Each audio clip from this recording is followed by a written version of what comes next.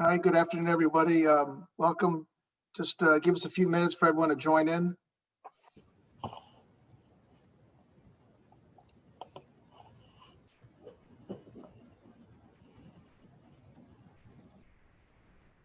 Hello, Barbara.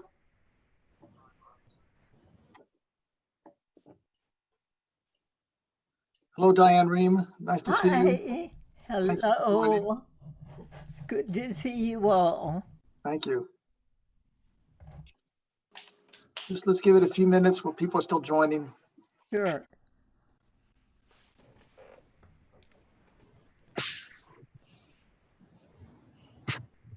Hi, T. Hello. Barbara, I just watched the 60 Minutes piece in which you appeared. I hope you're well now. Well, I'm still struggling. I understand. Yeah. But yours was such a powerful story. Thank you, Diane. Indeed. I should tell a personal story, Diane, that when I saw that 60 Minutes piece on Barbara Mancini, I was so outraged, upset, horrified that this is how I got into this whole area. It was because of Barbara's story. It got me so fundamentally upset for what her father had been through and what she went through. I understand. I don't know if you saw it yesterday, but Dear Abby referenced my book and the new documentary. Here we go. I didn't, and we will look for it. And we're looking forward to the documentary. Good. Let's give it one more minute, please. And then I think that our John Hardister has joined as well. Hello, John.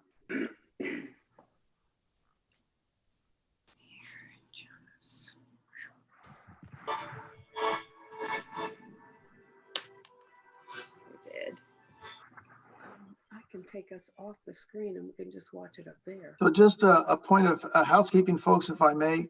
Could you please, if you're not speaking, put yourself on mute? Sometimes the background noise will cause feedback, and you never know what we'll hear. So please put yourself on mute unless you're speaking or asking a question. Thank you. Okay, let's give it just another 30 seconds. I see we're still getting people joining in. So.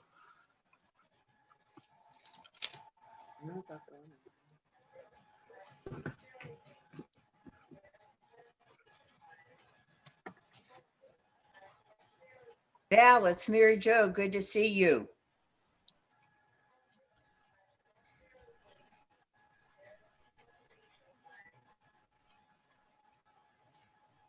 Diane and Barbara, you may not know this, but Val Lovelace, who is calling in from Maine, was truly the driving force to getting Maine to pass its medical aid and dying legislation in 2019. It was her little organization that took on the Goliath and tackled it. I'm well aware of Valerie's influence in this, and I met her up in Maine and did some speaking events there. Wonderful. She's a real dynamo, and She my hat is off to her. So how are you doing, Barbara? I'm hanging in there. How are you doing, Val? Good.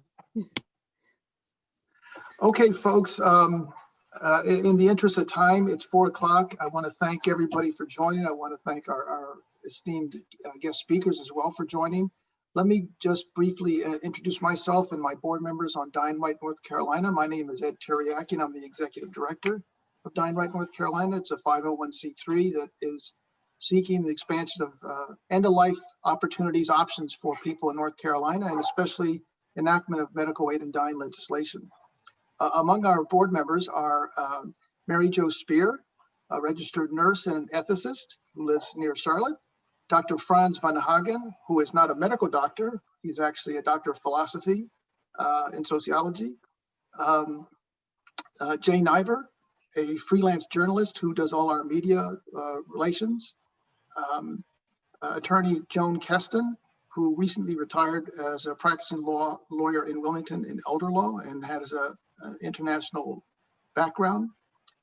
Dr. William Hazard, Bill Hazard, who was fundamental in starting the gerontologist effort at Wake Forest Baptist University in Wake Forest, Winston-Salem, North Carolina. Let's see, did I miss somebody? No.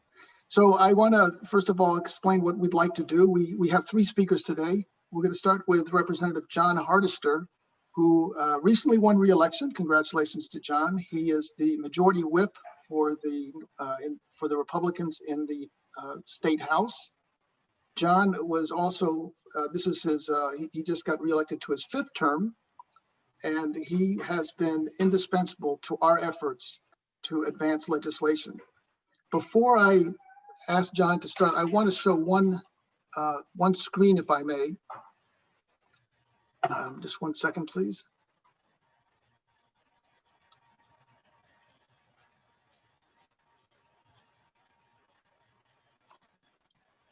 Just 1 second. I'm sorry. I'm learning Zoom as well as everyone. I wanted to show everybody this screen because I want to make I want you to notice something. This is a national movement with momentum. If you'll look at the slide, you'll see the first state was not until 1997. And then the next state, Washington State, was 12 years later, and then Montana through a court order. But then in very rapid succession, 2013, Vermont, 2016, California and Colorado, then the Washington, D.C., Hawaii, New Jersey, and Maine in 2019. You can see that things have picked up. And I'm not even mentioning the number of countries that have also changed their legislation, most recently New Zealand, but there are other countries in Europe, our neighbors to the north, Canada, our neighbor to the south, Mexico. We're part of a national movement with momentum. And our intention at Diane, North Carolina is to make North Carolina the next state to join the list of states which afford people an end-of-life option that I think many of us would like. So the forum we have is that I'm going to ask each of our speakers to speak for about 10 minutes. At the end of their 3 presentations, Mr. Hardister, Diane Rehm, and Barbara Mancini will then take Q&A from all of you, and then we'll finish it up hopefully by 5 o'clock sharp, so you won't get too much of that Zoom fatigue. So Representative Hardister, if the floor is yours, sir. Thank you. Good to see everybody, and thank you for having me on. Ed, I just want to thank you for all your work and your friendship. I've really enjoyed getting to know you over the last few years, and I admire your passion and your dedication for this topic. We've walked the halls of the General Assembly together and talked to legislators, and I think we've made a lot of progress. We've got a conversation started, and that's really how this begins. It starts organically. You have the conversations. From my perspective as Republican, I believe in individual liberty and freedom, and I think that plays right into this conversation. It can be a very difficult conversation, some that makes people feel uncomfortable, but it's not something that we can ignore. I've had a family member years ago, 20 some years ago, who was affected by this, who had terminal cancer and was really struggling, having a tough time, and ultimately committed suicide with a firearm. So this is real. This is something you can't ignore. It affects virtually all of us in some form or fashion. Republicans pretty often talk about the importance of being pro-life. Pro-life at the beginning is a little bit different. You're talking about an unborn child who doesn't necessarily have a say in the matter. We're looking at an end-of-life discussion, so the dynamics are different. I think you have to look at it holistically, individual freedom, choice, and liberty, but also that this is a medical science, that we're working within the parameters of science, and the legislation that we have entertained in the past in North Carolina would involve certain parameters and boxes that have to be checked, if you will. Medical doctors will have to weigh in, and certain patients terminal, that the medical situation is forlorn, and that the patient is of sound mind, and there'd be very strict protocols that would have to be followed throughout that process. So I support it. I'm very grateful that, you know, that Ed, everything you've done to help steer this conversation in the right direction. We did have a bipartisan bill that was filed last session, and we were not able to get that up for a vote, but we got a conversation started. And as I said before, that's where you have to begin. We have to change hearts and minds, one individual at a time.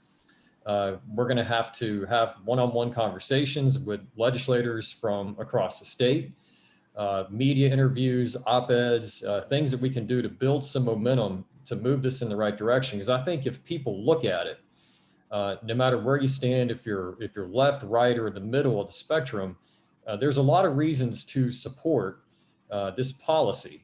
I think liberals have reason to support it. Conservatives have reasons to support it. But it's something that candidly has not been a major topic of conversation in North Carolina really until now. So we'll have to keep the conversation going. Ed, I'll simply stop there. I'm looking forward to the conversation and the Q&A. And thanks again for having me on.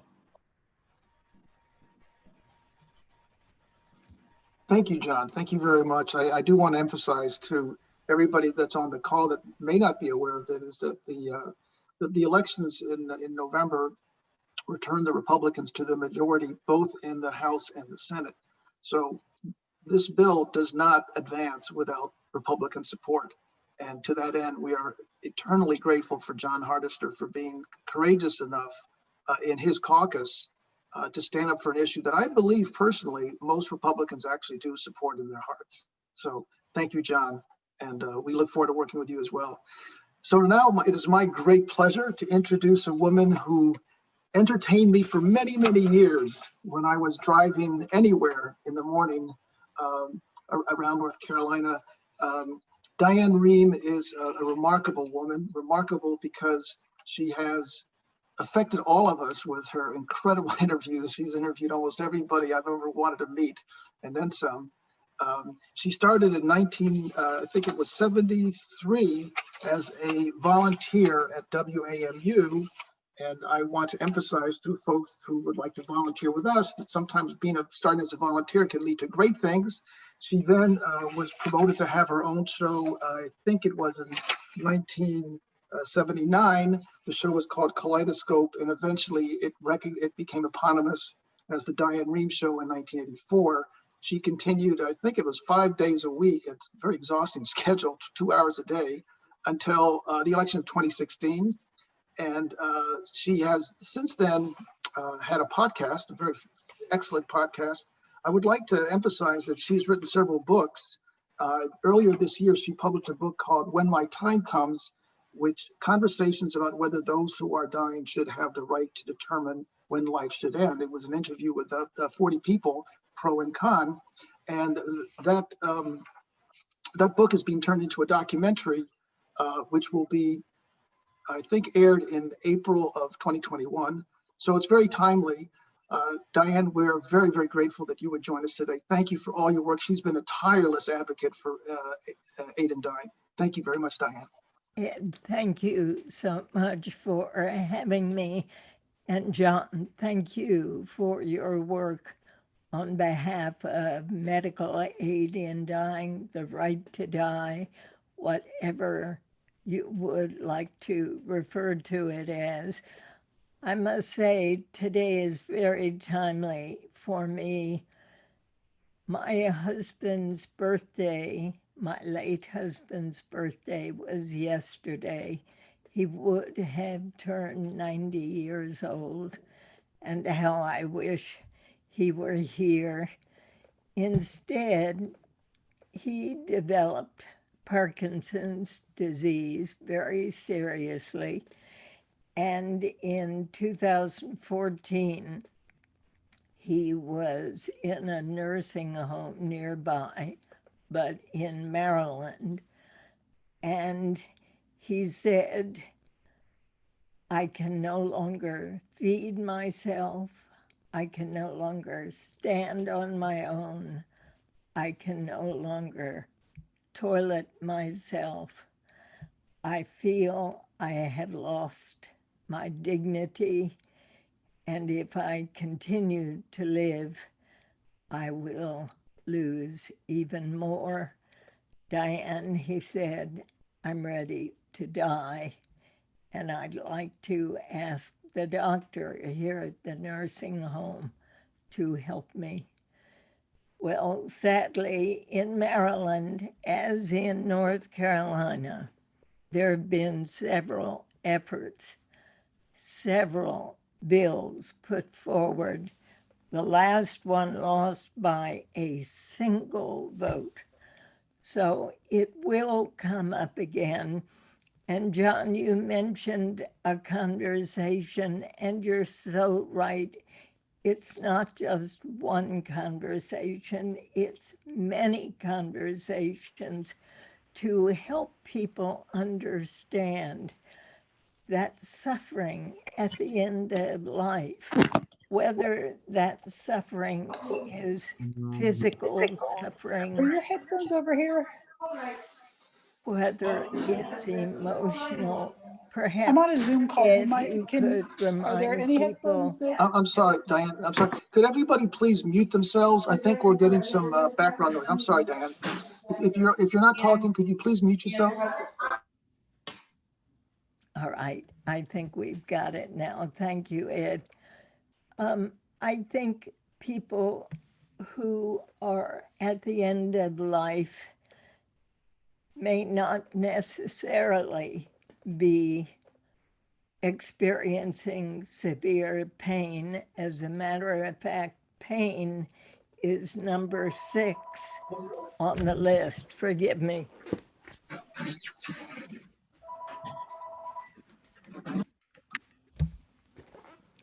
It's number 6 on the list of reasons as to why people choose medical aid in dying. And let's be clear about what that is in Oregon and in the 9 states plus DC that do allow medical aid in dying. 2 doctors must certify that an individual is within 6 months of death.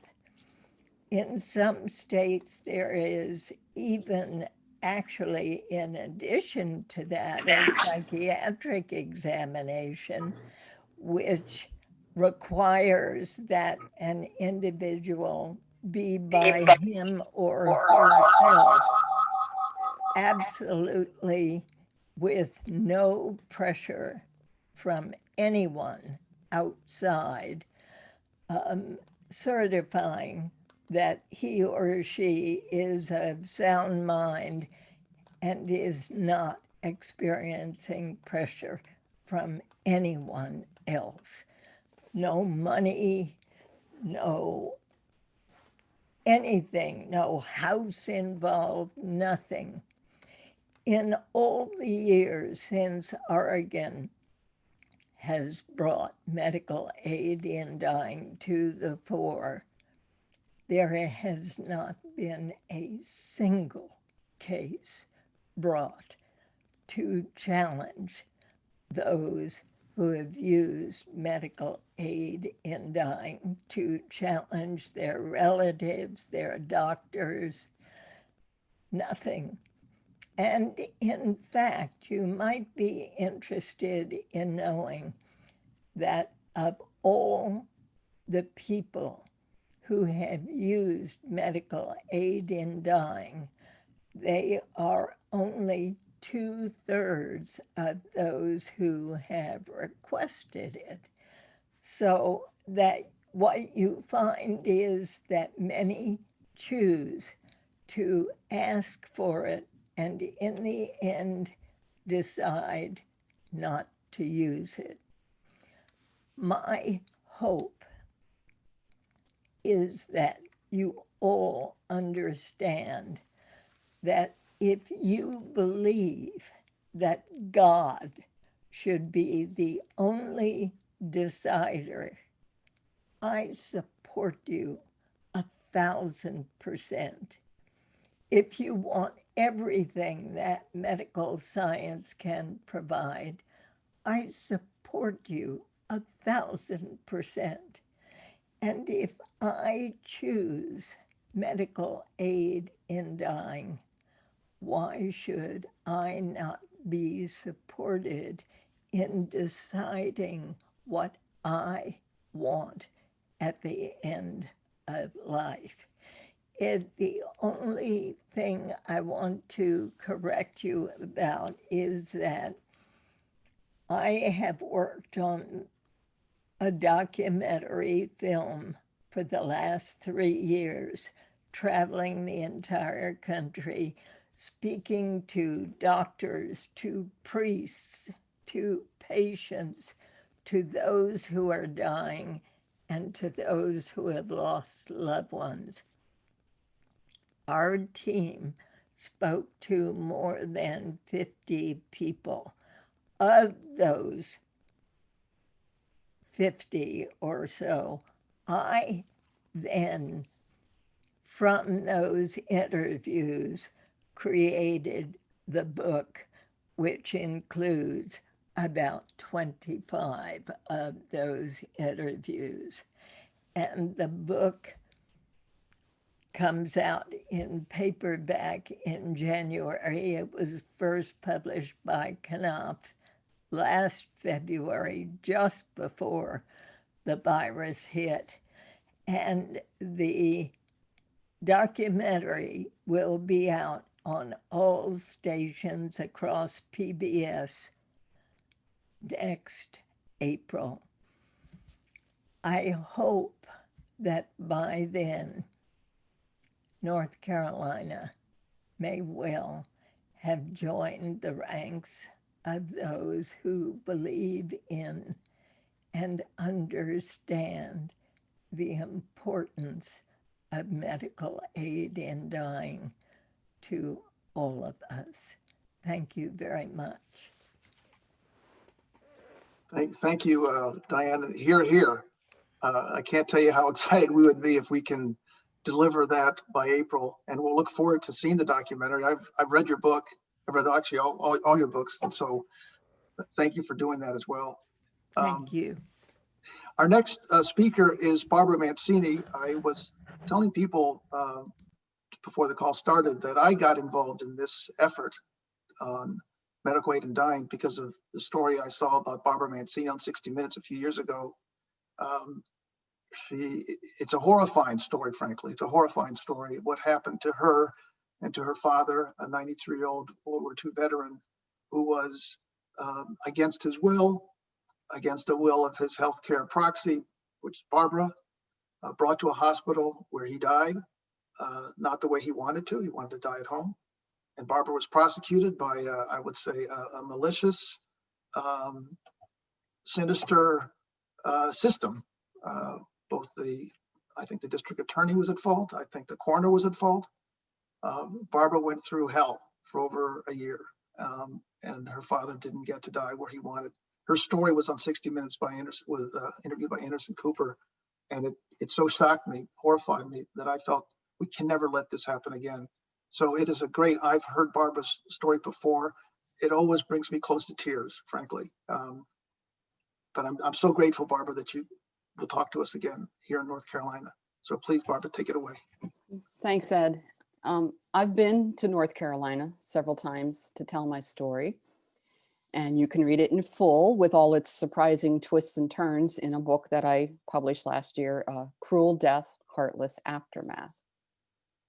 I'm certainly not the only person who's been prosecuted on a charge of aiding an attempted suicide. And in the book, I describe similar prosecutions from other jurisdictions. I did extensive research and a deep dive into how such unfortunate situations can lead to criminal charges. I think it's very important for people to be aware of how badly things can go at the end of life. And in the book, I describe the entire flawed process from my father's substandard end-of-life care to the specious prosecution against me, a family caregiver who was trying to advocate for my dying and suffering elderly father. So, in 10 minutes, I can't tell you a whole lot of the story, but very briefly, in 2013, I was arrested in Pennsylvania and charged with aiding the attempted suicide of my dying 93-year-old father after handing him his legally prescribed morphine. Now, he was enrolled in home hospice care, but his pain was not being properly managed, and he took much more than the recommended dose. When I told a hospice nurse what he'd done, she called 911. And I have to tell you that my father had not lost consciousness. He was breathing normally. He was able to respond to questions. He could follow commands. Yet, police ordered paramedics to take my father to the hospital for life-prolonging treatment in complete defiance of his advance directive and of his stated wishes. He was subjected to 5 days of unwanted medical treatment, which sadly, even including having his hands restrained. And the anguish that he experienced over my arrest just compounded his misery. He ultimately died of pneumonia and sepsis. I endured a year-long prosecution. I lost my job. I incurred legal fees of over $100,000 before a judge ultimately dismissed the case against me. And this judge rightly determined that there was no merit to the prosecution's case. Now, Pennsylvania criminal law enabled this prosecution to go forward. The law is vaguely worded, and it merely says that a person who intentionally aids another to commit suicide is guilty of a felony. The law does not say what specific actions rise to the level of aiding a suicide. So the prosecutor in my case interpreted the law to mean that I had committed a felony by handing my father his pain medicine, despite the fact that my father, who had normal mental capacity, was permitted by physicians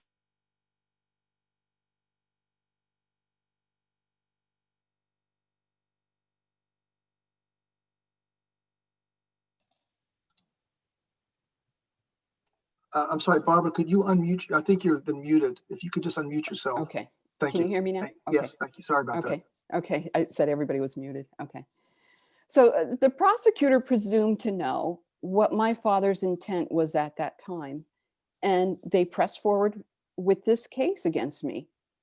But it ultimately ended with an embarrassing loss for them in court. So thankfully, I won my court case, but it exacted a huge toll on me and my family, mentally, emotionally, and financially. And we still live with the fallout from it to this day.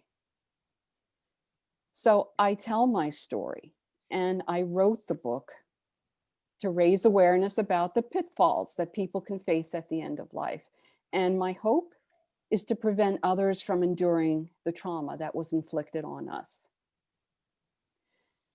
Now, North Carolina is one of the few states that has no specific criminal law regarding assisting a suicide. And that may lead you to believe that an unwarranted prosecution like mine would not occur in North Carolina. However, you should be aware that until recently, Utah was another state like North Carolina that had no such criminal statute. Well, that changed in 2018 when the Utah state legislature very quickly, in under 3 months, successfully passed a law that made aiding a suicide a felony manslaughter offense. So that same thing could happen in North Carolina too. These aiding suicide statutes in Pennsylvania, in Utah, and other states are so vaguely worded that they allow for broad interpretation by police and prosecutors. And that's a big problem. In most states, laws that criminalize aiding a suicide make no distinction between the desire of the dying to have a comfortable and peaceful end on their own terms versus the mental health crisis that would tragically lead to someone ending their own lives prematurely. The only jurisdictions that codify this distinction are the ones that have enacted aid in dying. So even the American Association of Suicidology, which is an organization whose mission is to understand and prevent suicide, makes a clear distinction between aid in dying and suicide. They view aid in dying not as an act of self-destruction, but rather as a carefully considered option, replete with safeguards against abuse, that allow terminally ill people to preserve their sense of self and dignity. And that's a lot of what Diane was referring to with her husband. So my case clearly raised some issues about what family members face when caring for a loved one at the end of life. It is a scary prospect to know that the decisions you make can be judged critically through the lens of a prosecutor. So here's why I advocate for aid in dying. First, it preserves patient autonomy by allowing people to have control over their own dying process. Second, clear majorities in every state believe that terminally ill individuals should have the right to determine what their own end-of-life care should be, including having the option of aid in dying. The third is data from Oregon and California, who've had aid in dying in place for quite some time, has shown that aid in dying improves end-of-life care overall in the states that have it. And of course, my last reason I support this is that aid in dying legislation prevents inappropriate application of criminal statutes by making aid in dying for the terminally ill clearly distinct from the mental health crises that lead to suicide. So I'm probably close to my end here. I just want to applaud everyone's efforts for trying to move this legislation forward in North Carolina. And Ed, I thank you for inviting me to share my story in the hopes of moving this forward too.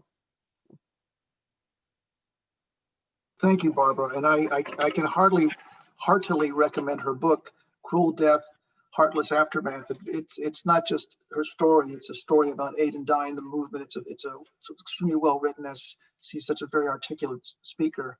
I do want to point out one thing also that hasn't been mentioned that is noteworthy in this movement, aid in dying, before we get to the Q&A. There is, sometimes people will say, well, this is going to allow doctors to kill people, but that's clearly not the case, because we're not talking about euthanasia. We're not talking about a doctor that applies the terminal medicine to somebody. The person has to self-administer. So euthanasia is not permitted in any of the aid in dying states, the 10 jurisdictions that have passed it. Euthanasia is allowed in Canada. It is allowed in Europe. It is not allowed in America. Euthanasia in America is still considered murder. I just want to make that distinction, because there seems to be always this notion that it's the doctor who will be killing patients. That's not the case. Folks, listen, if you have a question for any of our speakers, you can enter it into the chat box if you know how to do that. There's a little icon down below on your screen. If you move your cursor there, you can just click a chat and ask a question. Or if you can make a gesture with a hand or something so we can see you, we'll call on you. The easiest way would be to enter it in the chat box. While we're waiting for a question, I was wondering if I could ask Diane a question from your book.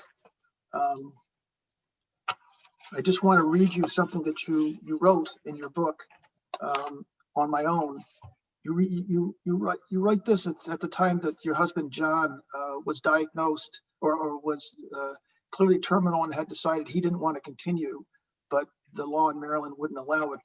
You write, "I rage at a system that would not allow John to be helped toward his own death.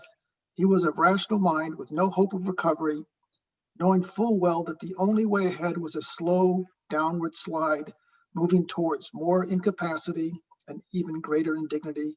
Why should it be that only a few states allow aid in dying with help from a trained physician willing to offer the ultimate gift? Why should my husband have to starve himself to death? Your husband, I think, took the only option that was available, which is VSED, voluntary stopping of eating and drinking. Can you tell us what was that like for you to witness your husband going through VSED? Sometimes I think in your husband's case, it was 10 days or so. Oh my, it was indeed, without a doubt, the longest 10 days of my life, and I'm sure of his.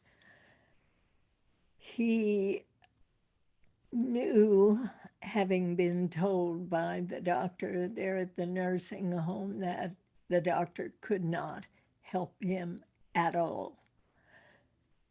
He knew that the only way he could die was to stop eating, stop drinking water, stop taking medication.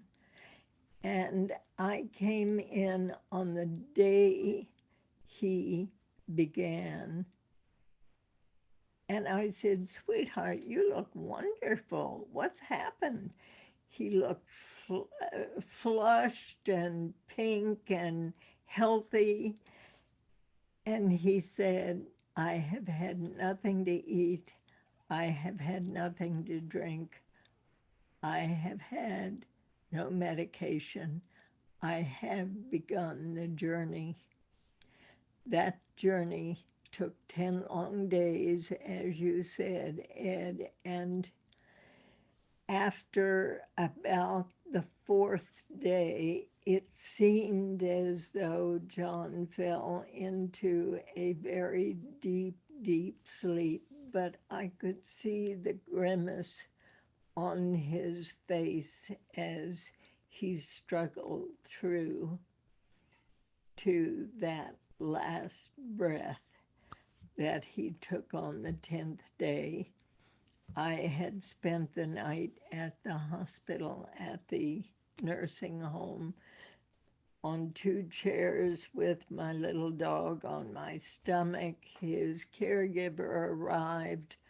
I said, "I'm going to go home, feed the dog. I'll be right back."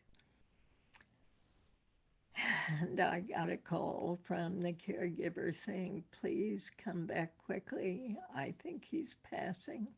So I did not even have the opportunity to be there to hold his hand as he died.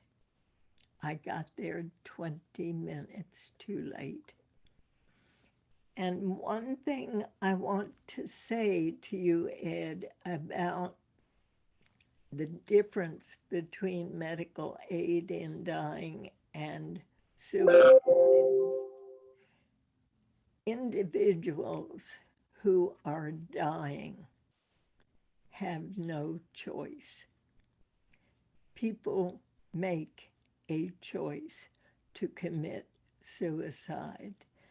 One of the women I spoke with in the film, a 37-year-old woman with breast cancer, which had traveled into her bones, said to me, "If I had my druthers, I would live until I'm 90. I don't. I'm dying. I know I'm dying."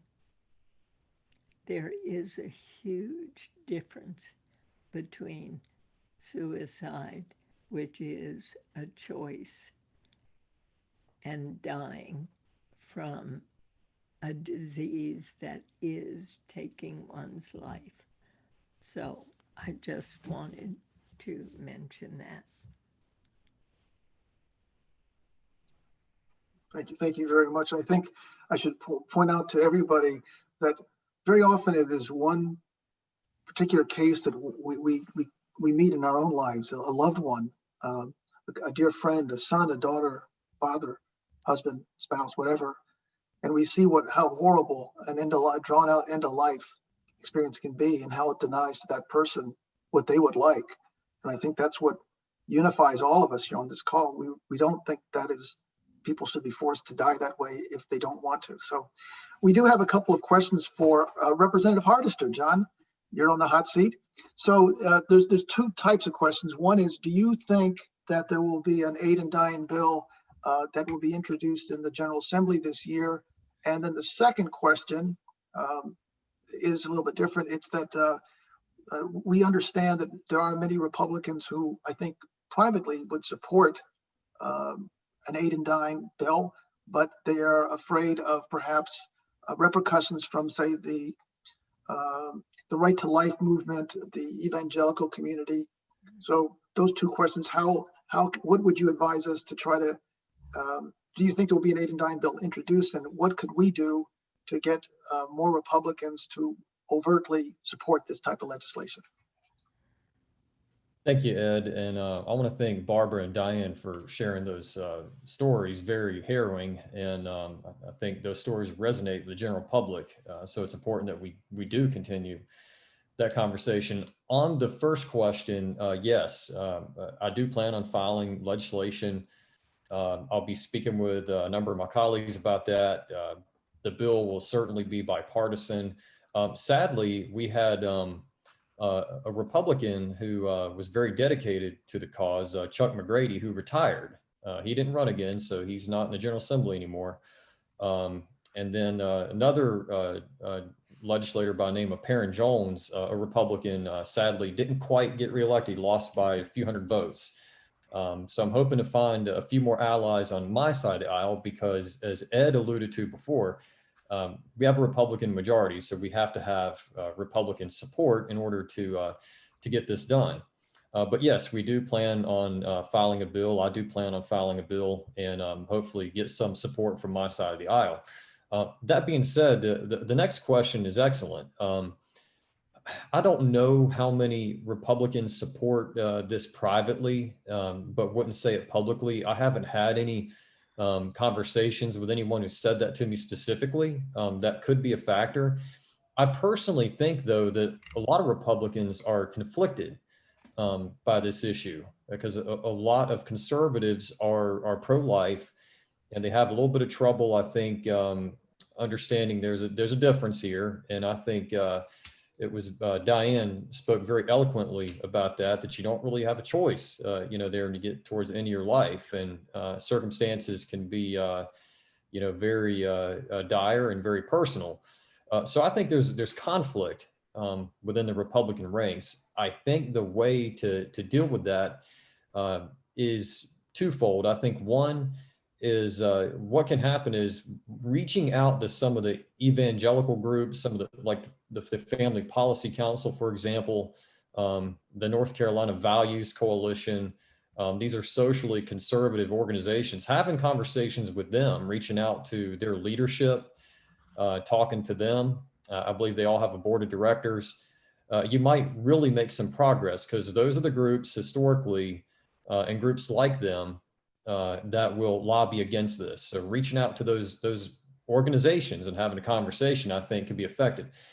The second thing, good old fashioned grassroots politics, reaching out to your legislators, talking to them one-on-one, I know COVID's a little bit different, as far as meeting in person, but when the time's right, maybe have coffee with somebody, reach out to a legislator, share a personal story, write them a letter, send them an email, call them, come to the General Assembly like Ed has done on a number of occasions, and walk around and meet with some of these people. I'll certainly do the best I can to identify some of the members on my side of the aisle who will be receptive to this. But honestly, it's just, if you take, just think of maybe 5 or 10 people who are willing to help. And then if you get 5 or 10 people, and if everybody on this call gets 5 or 10 people, you think that expands exponentially, and have them, like I said, write letters, call your legislator. You'd be surprised, I think, that how accessible legislators are. And I think how receptive they'll be to this topic. Again, I think it's educational. It's about having that conversation and changing hearts and minds one person at a time. John, may I add something to what you said? I spoke with one legislator in Maryland who said to me he had previously been against medical aid in dying, and then when his mother drank an entire bottle of morphine trying to take her own life, she had throat cancer. He said, and this is something that has stayed in my mind forever, we are all one bad death away from supporting medical aid in dying. When you see it happen, you know that this is something you must support. Thank you. Thank you for that. Thank you, John. Thank you, Diane. I want to point out a couple things. John mentioned Perrin Jones, who was this legislator who unfortunately lost in the southeastern part of the state. The reason that was unfortunate is that he's a medical doctor, and John had introduced us to Perrin Jones, and he seemed to be very supportive. And it would be so critical to have a medical doctor in the legislature who would support this type of bill, because it will be, I suspect it will go to the health committee, and the health committee would draw on the expertise of a medical doctor. There is one other medical doctor in the General Assembly, and we're going to try to talk to her. I don't know if you've met her, John, but I'm hopeful. And I do want to point out that thanks to John last year, or this year, before COVID, John actually gave us a meeting with the Speaker of the House, Tim Moore, who seemed to be supportive of at least having a hearing on this issue. That's a necessary step, folks. I mean, to get a bill passed, you have to go through a hearing process, and we'll be very grateful to get at least a hearing on it this year, or 2021. And I do want to also say that someone asked about Republicans that support it. My experience has been that very often there are two types of Republicans that support this. One is, I think, a Republican that comes from a libertarian mindset that, the government shouldn't tell you how to live your life and how you choose your death. But the second type of Republican that I found supportive is one that, like many of us, has gone through a horrible end-of-life experience with a loved one. And then all of a sudden they see that is not right. And that has been my experience as well. There was a question for Barbara Mancini.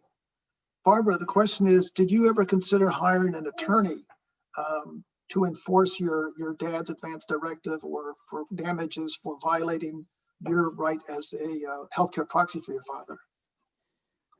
Well, I just have to give you some detail on this. I was arrested in my parents' home. At the time of my arrest, the police officer who arrested me told me I no longer had any say in what happened to my father, although I was my father's healthcare proxy.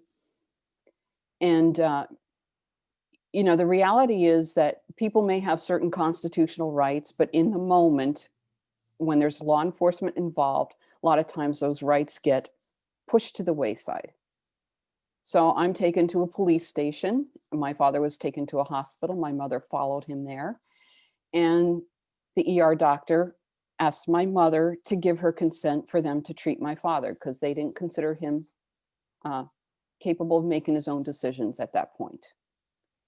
So my mother calls me at the police station on my cell phone and says, "What should I do?" And I said, "Mom, follow his advance directive." At that point, the police officer who arrested me said, "Give me your phone." He took my phone. He told my mother to put the ER doctor on the phone, and the ER doctor spoke to the police officer. The police officer told him that if my father died, things would go much worse for me. That was relayed to my elderly mother, who then had to decide whether to give consent for the hospital to treat my father in order to help me, who was under arrest, or to say follow his advance directive, and she didn't know what would happen. So she was placed in an impossible position. And she ultimately decided to give her consent for the hospital to treat my father in order to help me. I mean, it was an unbelievable situation where all the dominoes fell the wrong way. And that's why I encourage people to read my story, because there are so many facets to this that, at every step of the way, something can go wrong and make things go very badly. So my mother, when she gave consent for them to treat my father, did not realize that her giving consent in that ER meant that anything and everything would now be done to keep my father alive. And that's exactly what happened. We all felt helpless. I had to get a criminal lawyer, which I didn't have at the time. So the thought of getting a lawyer to enforce my father's civil rights at that point, it was just off the table because of the enormity of what was happening to all of us. And we knew it was wrong. On the 5th day that my father was there, and it was clear that he was not going to survive. And my mother asked the attending physician to stop all treatment, which she did. It was a horrible 5 days. My father didn't deserve to die like that. I feel like my dad was a hero to this country. He was he fought in the Battle of the Bulge. He was a decorated World War II veteran. And he didn't get the respect at the end of his life that he deserved. After the court case was finished, we thought about suing the hospice. Can't sue the police, they have qualified immunity. Can't sue a prosecutor, they have absolute immunity. But we thought about suing the hospice, and we talked about it as a family, and my mother was dead set against it because she couldn't stand to live through any more rehashing of this experience. She couldn't even watch the 60 Minutes episode because reliving this thing was unbearable for her. So as a family, we decided not to pursue any civil suits. And it was the right decision because my mother didn't deserve to have any more trauma inflicted on her because of this.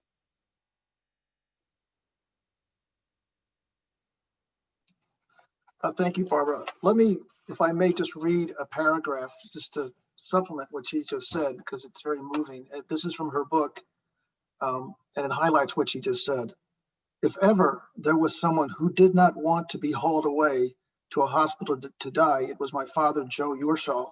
From early in his youth, he learned to take care of himself and not rely on others. In adulthood, he took pride in avoiding the healthcare system as much as possible, and for years, his good health allowed him.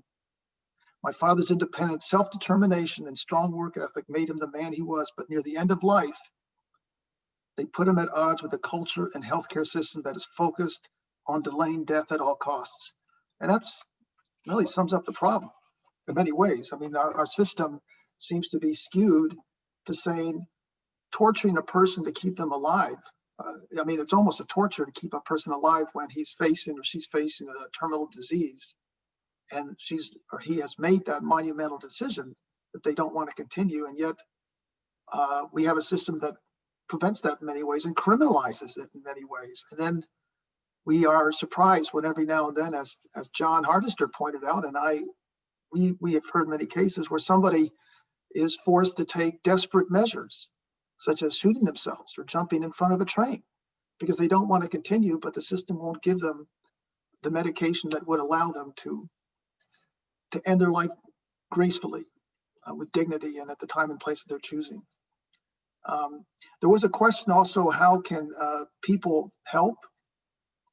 And we'll get to that in a minute, but there is one thing, and this highlights what John Hardister has said. Most of the people on this call are in North Carolina, all over the state. So if you live in a district with a Republican state representative or state senator, writing to that person would be very, very helpful. I mean, we think we can, John is going to try to get some of his colleagues, but he mentioned it's a grassroots effort.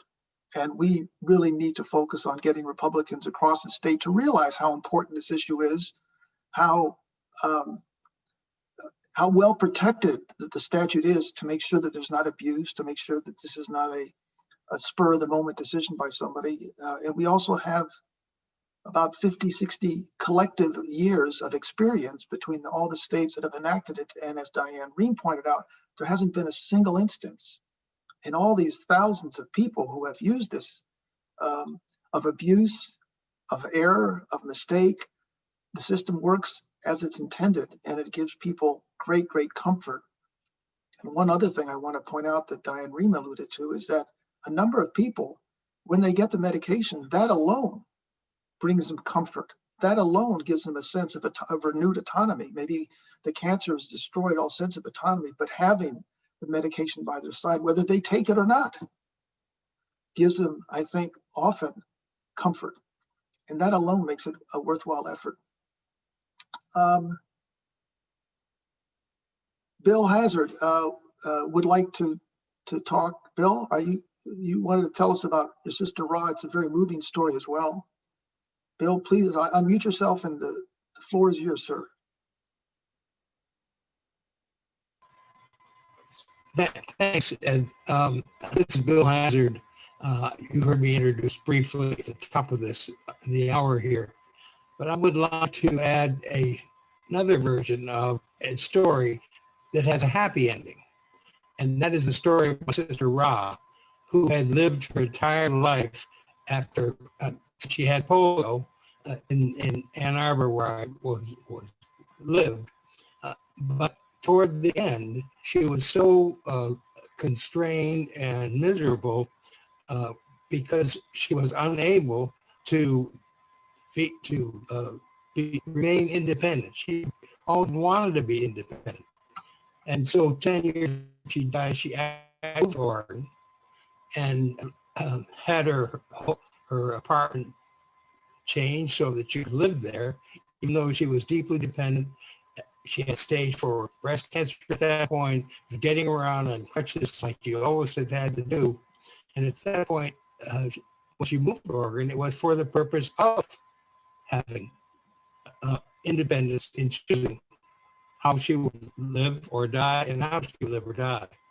At that time, I was myself living in Seattle, and the time came when she decided that it was time for her to die on her own terms. So I drove down to Oregon and spent the last 24 hours of her life with her,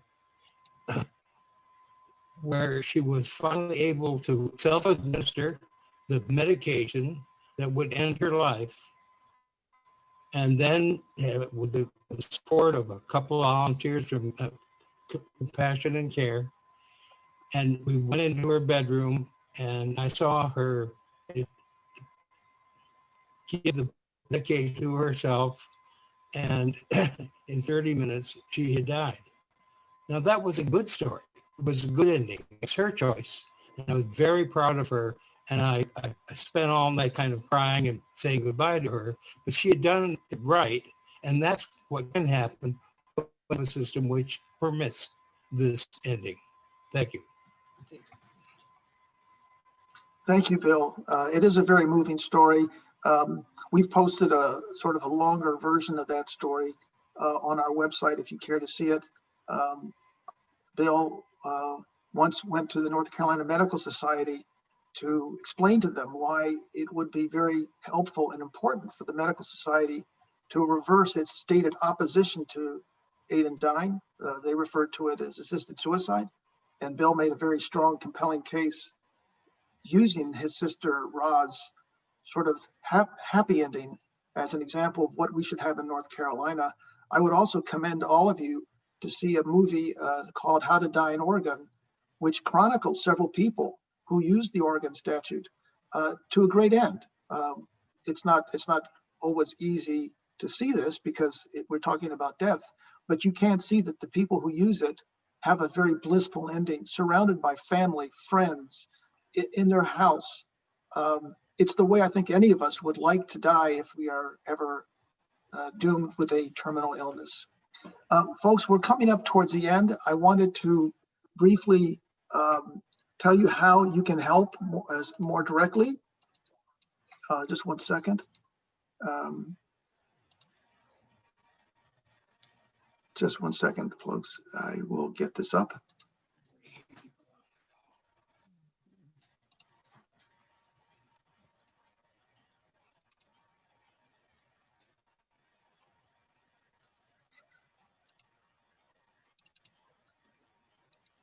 So how to help?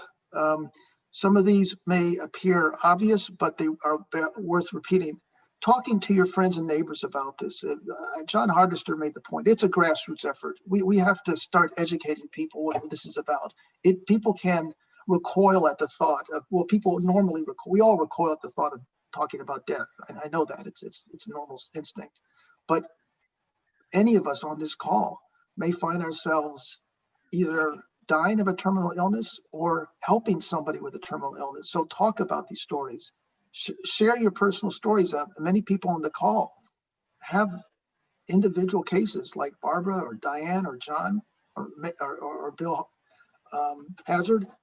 Tell us about these stories. We are happy to post these kind of stories on our website so people can see that it's very real, and post it on Facebook and Twitter and social media. Spread the word.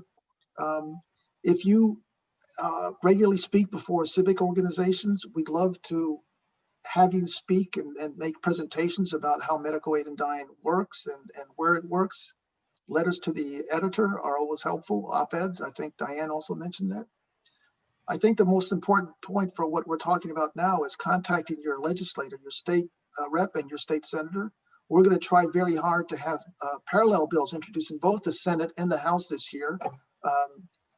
And we'll be working with John Hardister on this.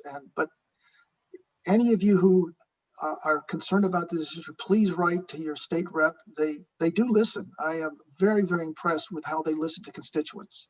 So if you're in a jurisdiction with a Republican House member or senator, even more powerful. When and if we get hearings, please come and testify, or at least come and listen in Raleigh, assuming that we are allowed to gather in Raleigh. Who knows? I mean, maybe with COVID, it's all going to be virtual. We can always use funds. I mean, we are all volunteers. We don't get paid. That's okay. We love what we're doing, which is very important. But obviously, with funds, we can do certain things that we can't do right now. And I will add one last tidbit of help that we need.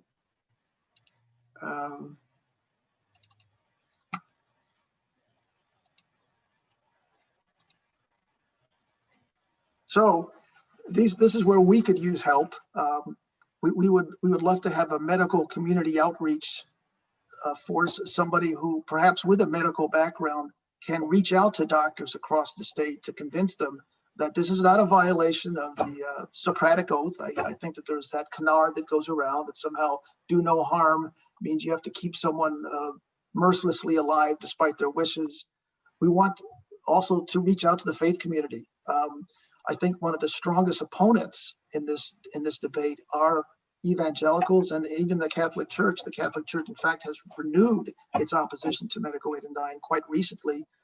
In reaction, I have to tell you, to a bill that's advancing in Spain, a Catholic country, and in Ireland, another Catholic country. I think the church finds this a bridge too far. So they have expressed their opposition to medical aid in dying, and in fact, even to VSAD, oddly enough.